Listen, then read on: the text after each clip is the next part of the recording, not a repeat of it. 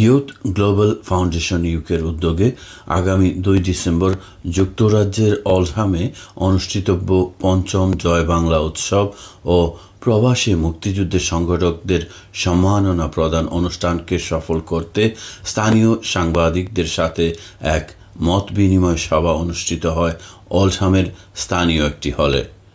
সংগঠনের সেক্রেটারি দুলাল মিয়ার সঞ্চালনায় লিখিত বক্তব্য পাঠ করেন প্রেসিডেন্ট সৈয়দ সাদেক আহমদ।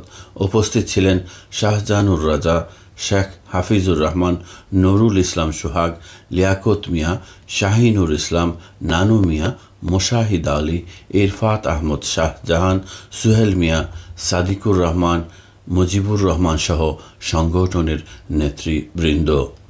১৯৭১ সালের মহান মুক্তিযুদ্ধে প্রবাসে থেকে যারা স্বাধীনতা যুদ্ধে সহায়তা করেছেন, বিশেষ করে বাংলাদেশের পক্ষে জনমত গড়তে বিভিন্ন সভা সমিতিতে যোগ দিয়েছেন, শ্রম দিয়েছেন, অর্থ দিয়ে সহায়তা করেছেন, তাদেরকে সম্মান জানাতে ইউথ গ্লোবাল ফাউন্ডেশন ইউকে গত ৪ বছর ধরে এই আয়োজন করে আসছে।